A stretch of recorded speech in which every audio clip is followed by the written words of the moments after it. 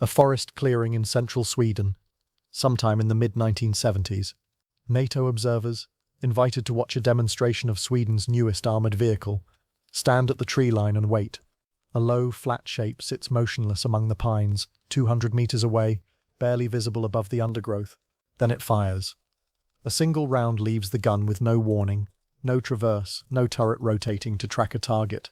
The vehicle simply tilts, almost imperceptibly, the entire hull pitching forward a few degrees on its suspension, and the shot goes downrange, dead on target.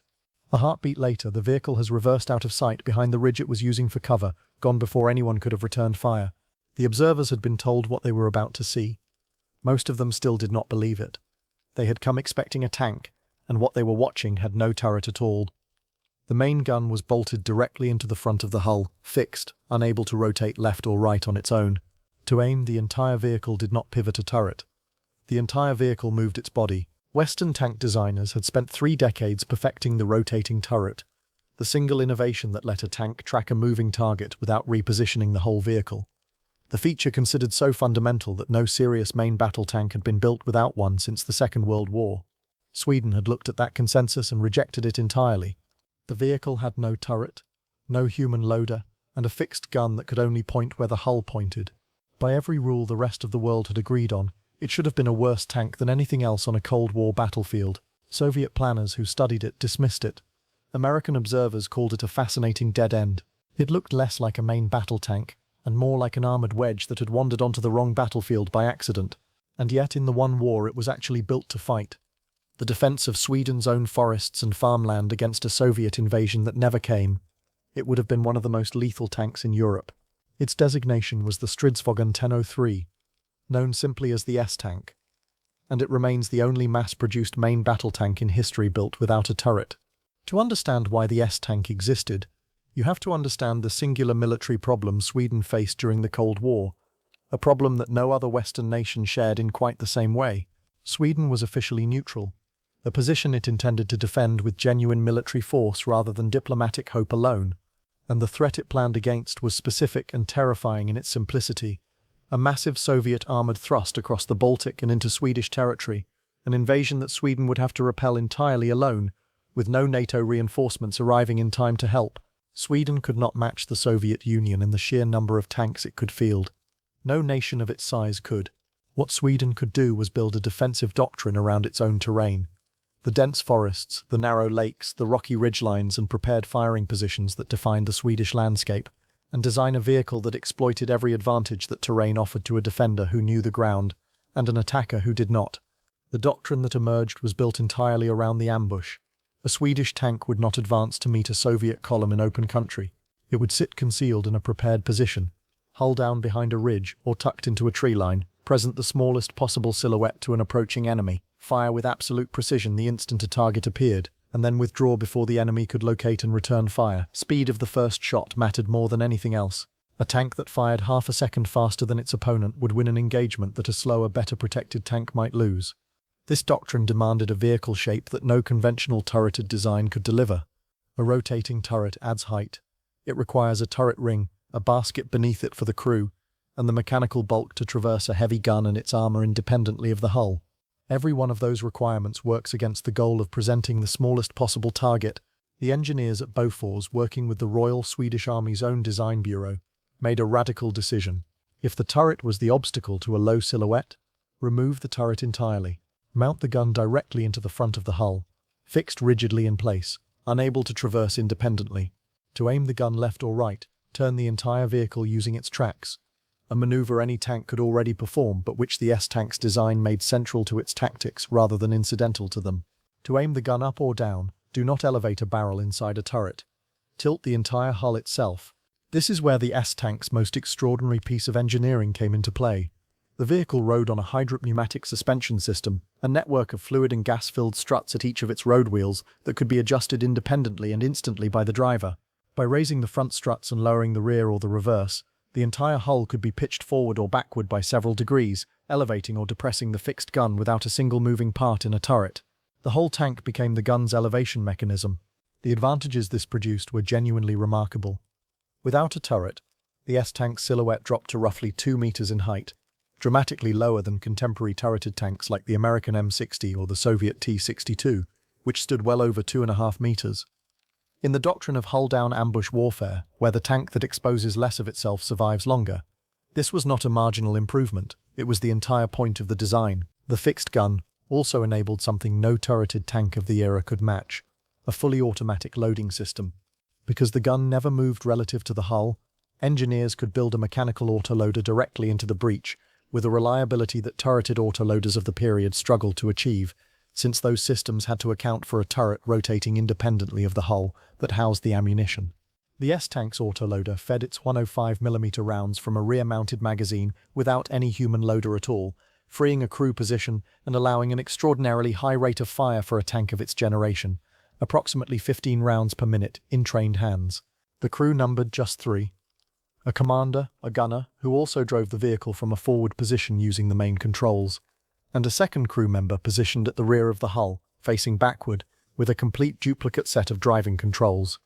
This rear driver was not a passenger. He could drive the tank in reverse at full speed and full visibility, without the vehicle ever needing to turn around, a capability that meant the S-Tank could fire from a concealed position and then retreat at speed facing the direction it was running, never presenting its more vulnerable rear armor to the threat it was fleeing. Power came from an unusual combined power plant. A Rolls-Royce K60 multi-fuel diesel engine for sustained cruising, paired with a Boeing gas turbine for rapid acceleration and high-speed bursts, an early and ambitious hybrid propulsion concept that gave the S-Tank both fuel efficiency on the move and explosive responsiveness when a target appeared, and split-second positioning mattered more than fuel economy. Top speed reached approximately 50 kilometers an hour, respectable for a tank of its weight and era. The armor was sloped aggressively across every surface of the hull, a wedge-shaped profile that maximized effective protection for a given weight of steel. Since armor presented at a steep angle, forces an incoming round to travel through significantly more material than the same thickness mounted vertically. Combined with the low silhouette, the S-Tank presented an attacker with a small, heavily angled target that was difficult to acquire and difficult to penetrate even when acquired. Now, before we get into what happened when other militaries actually tried to use this radical machine, and the singular irony of where its true legacy ended up, if you are finding this deep dive worthwhile, hit subscribe. It costs nothing, and it keeps this channel producing content at this depth. The Swedish army took delivery of approximately 300 Stridsvagn Tempo Kev, beginning in 1967, and the vehicle served as the backbone of Swedish armoured defence for nearly 3 decades. It trained extensively in exactly the terrain it had been designed for, the dense forests and rocky ridgelines of the Swedish countryside, where its low silhouette and ambush doctrine could be exercised against simulated Soviet armour in conditions that closely matched what an actual invasion would have looked like. British Army units stationed in West Germany trialled the S-Tank in joint exercises during the 1970s, testing it against NATO's own turreted tanks in mock engagements. The results were striking. In ambush scenarios on prepared terrain, the S-Tank's low profile and rapid first shot capability allowed it to engage and theoretically destroy approaching turreted tanks before those tanks could acquire and return fire, exactly as its Swedish designers had intended. British officers who participated described the experience as genuinely unsettling, watching a tank that should not have been able to compete with a conventional design consistently win the engagement by simply being harder to see and faster to shoot. But the trials also exposed the price of the S-Tank's specialization with unforgiving clarity. The same fixed gun that made the autoloader possible and kept the silhouette low also meant the S-Tank could not engage a target to its flank without physically turning the entire vehicle, a maneuver that took critical seconds a turreted tank's gunner did not need. In open, fast-moving combat away from prepared defensive positions, where targets could appear from multiple directions in rapid succession, this limitation was severe. A turreted tank could simply swing its gun. The S-Tank had to swing itself. The vehicle was also, by design, a defensive specialist rather than a flexible all-purpose weapon. It excelled in the exact scenario Sweden had built it for, and struggled in almost any other. It was not built to spearhead an offensive thrust across open ground, chase a retreating enemy, or operate as part of a fast-moving armoured column the way American and Soviet doctrine expected their main battle tanks to function. Sweden never asked it to do those things, because Sweden never intended to fight that kind of war. Every other nation that might have wanted the S-Tank would have been buying a vehicle that could only do one thing, however brilliantly it did that one thing.